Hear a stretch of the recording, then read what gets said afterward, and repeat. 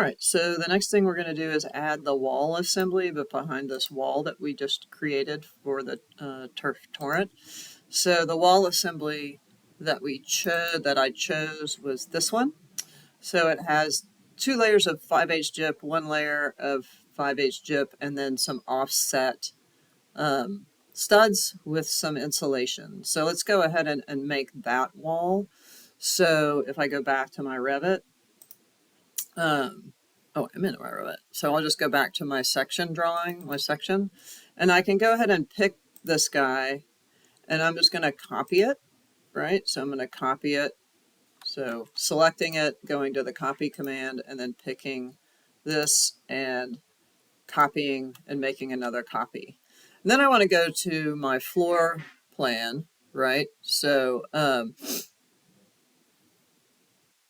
let's just go back to the sheet, and you can see I have this level 1 right here, this level 1 top of slab right here. And so if I pick this guy, you can see that we have set it to be at the middle. And I actually want, when I change the wall, I want it to grow from the edge. If we leave it set to the middle, the justification, it'll grow equally and run into this wall. So I'm going to come over here, instead of wall centerline, I'm going to do finished face exterior. And you'll see it'll pop that guy back in there. So go ahead and do that first. Now I can go in and pick this wall and do the similar thing that I did with the floor, go to edit type and duplicate. And I'm going to name this wall. I'm not sure how thick it is yet, but I'll call it wood,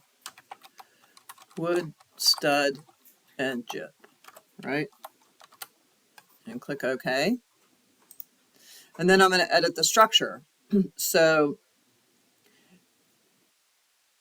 if I come in and set the structure in the center, that's going to be wood studs. So I'll just say wood stud here, and it'll bring up the wood stud layer, and I'll select that. And then I'll set that at 5.5 inches because they're offset studs. So set that at 5.5. And then this should really be finished. I should go back to the wall, interior wall, and set this to finish. But if this is a wood stud layer, this should be a finished 5, and this would be gypboard, right? So I'll come in and type gypboard. So I'll just pick the gypsum board, click OK, and set that to 5/8 of an inch. So basically it's just going through and creating layers for what you need. And then I'll duplicate that layer, right? And it'll make a new one. And then I'll duplicate it one more time, and then just move one of these layers down until it's on the other side of the stud wall, right? So we've got a 7 3/8 stud wall.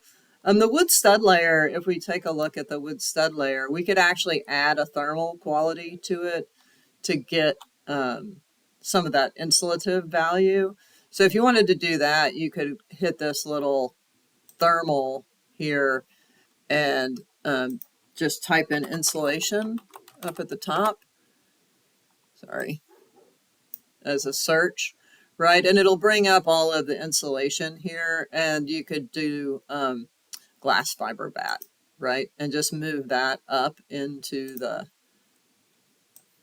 and then you can set whatever this needs to be for 3.5 or 4 inch, you know, and look up the properties. But that will insulate it. And actually, if you did a energy thing, it would work. But so now we've got that. And if we click OK, right, and OK, now we have this wall, right, on the back. So again, if I go to my section, you'll be able to see that wall hanging off the back. When we come back, we'll do the ceiling, and then we'll talk about how things don't really overlap and how we're going to deal with that.